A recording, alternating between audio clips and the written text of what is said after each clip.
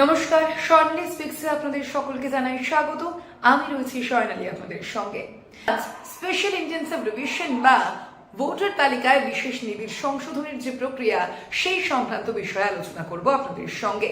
আমরা দেখেছি ইতিমধ্যে একটি বিবেচনাধীনের যে তালিকা প্রকাশ করেছে নির্বাচন কমিশন, সেই তালিকা এবং গতবারের অর্থাৎ 28শে ফেব্রুয়ারির যে চূড়ান্ত ভোটার তালিকা প্রথম দফার প্রকাশিত করেছিল নির্বাচন কমিশন, সেখানে কি দেখা যাচ্ছে, ঠিক কোন জেলায় সব থেকে বেশি নাম বাদ পড়লো এখনো পর্যন্ত, একটি নির্দিষ্ট জেলার কথা কিন্তু আপনাদের সামনে তুলে ধরবো আজকের এই ভিডিওতে।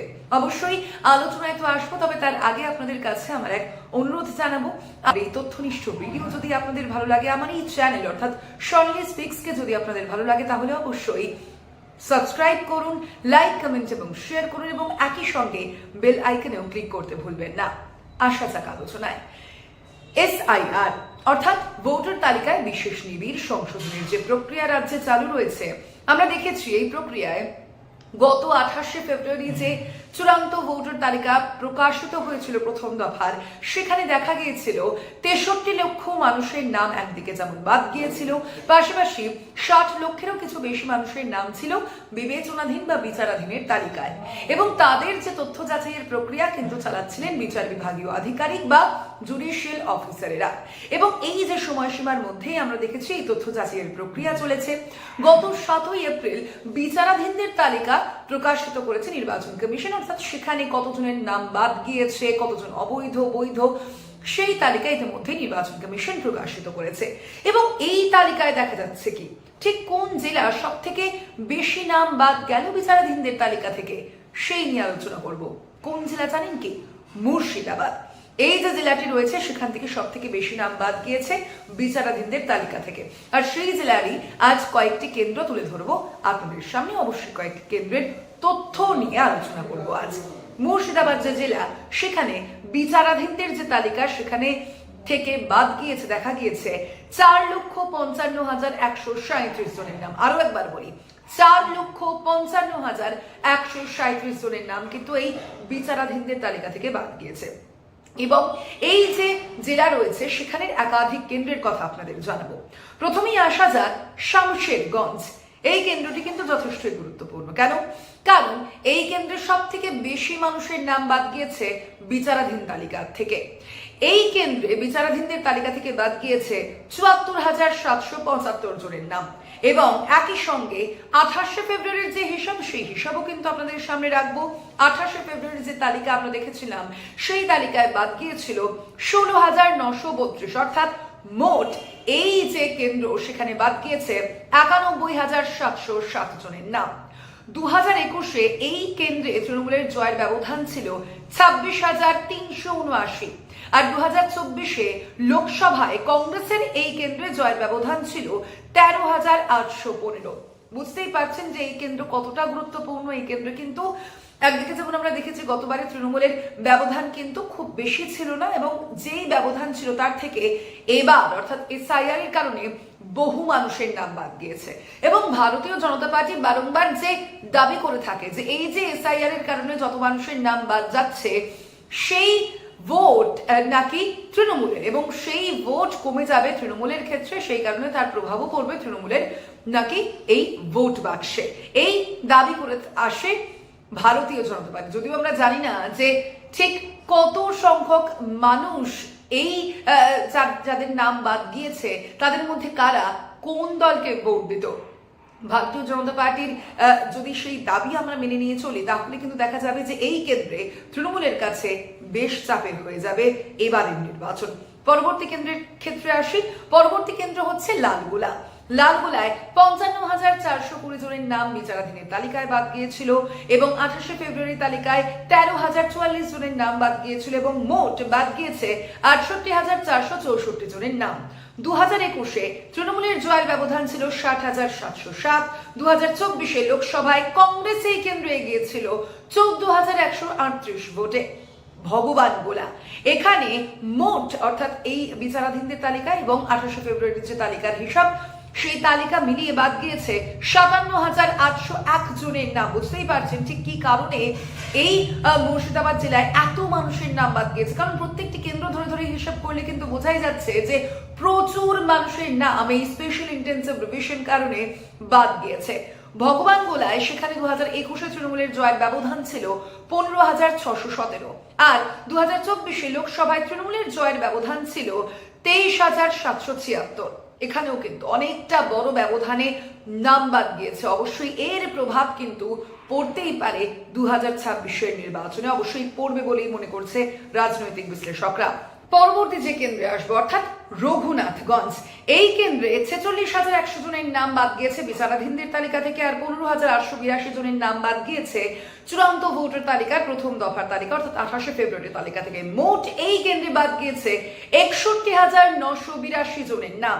এই কেন্দ্রে 2021 তৃণমূলের জয়ের ব্যবধান ছিল 98,313, অনেকটা ব্যবধানে জয়ী হয়েছিল তৃণমূল কংগ্রেস, যদিও লোকসভায় সেই হিসাব কিন্তু কিছুটা পাল্টে যায়, অনেকটাই পাল্টে যায়। আমরা দেখেছিলাম মাত্র 3,757 ভোটে তৃণমূল কংগ্রেসের প্রার্থী জয়ী হয়েছিল এই রঘুনাথগঞ্জ কেন্দ্রে। অবশ্যই আমরা জানি যে লোকসভা এবং বিধানসভার যে সমীকরণ, যে ইকুয়েশন, তা কিন্তু অনেকটাই আলাদা হয়ে থাকে এবং সেই কারণেই ভোটের যে ব্যবধান, সেই ব্যবধানেও কিন্তু অনেকটা পার্থক্য পড়ে। যদিও এই দুই কেন্দ্র, অবশ্যই এই যে কেন্দ্র, সেই কেন্দ্রে দুবারের যে নির্বাচন অর্থাৎ 2021 এবং 2024 যে নির্বাচন, সেই হিসাব কিন্তু আপনাদের ইতিমধ্যেই দিয়েছি, এবং 2021 নির্বাচনের থেকে কিন্তু লোকসভা নির্বাচনের যে ব্যবধান, সেই ব্যবধান কিন্তু অনেকটাই দেখা গিয়েছে কমেছে তৃণমূল কংগ্রেসের।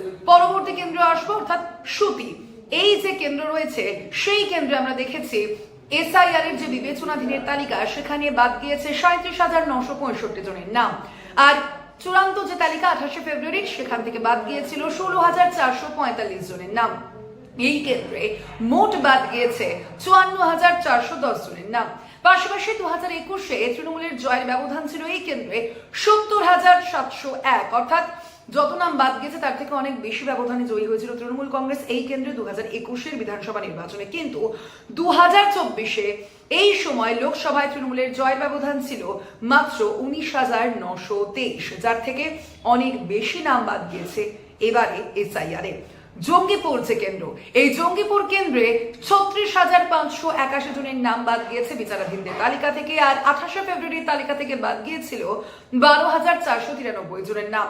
টোটাল অর্থাৎ মোট বাদ গিয়েছে এই কেন্দ্রে 49,074 জনের নাম।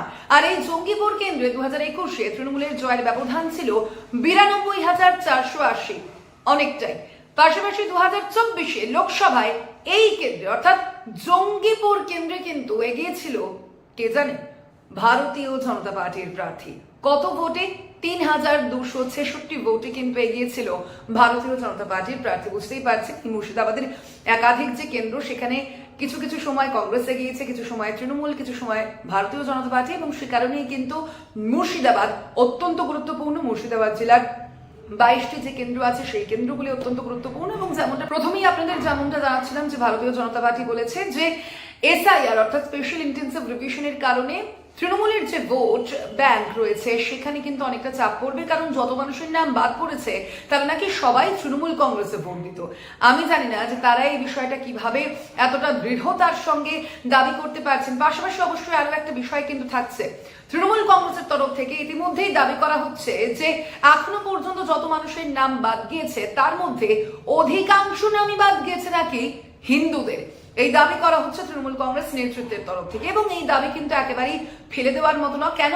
কারণ তারা একটা রিপোর্ট বার করেছে এবং সেখানে তারা একেবারে ধরে ধরে বিভিন্ন নাম কিন্তু সেই রিপোর্টে বিশ্লেষণ করেছে তৃণমূল কংগ্রেসের তরফ থেকে, যদিও এমনটাই জানানো হচ্ছে। এবং সেই কারণেই তৃণমূল কংগ্রেসের যে দাবি যে এসআইআর অর্থাৎ স্পেশাল ইন্টেন্সিভ রিভিশন বা ভোটার তালিকায় বিশেষ নিবিড় সংশোধনের যে প্রক্রিয়া চলছে, তার কারণে প্রভাব পড়বে আদতে ভারতীয় জনতা পার্টির। অর্থাৎ কি তৃণমূল কংগ্রেস কি বলছে যে এই যে এসআইআর, সেই এসআইআর নাকি বুমেরাং হয়ে যেতে পারে ভারতীয় জনতা পার্টির কাছে, অর্থাৎ তৃণমূল কংগ্রেসের কিন্তু এমনই দাবি।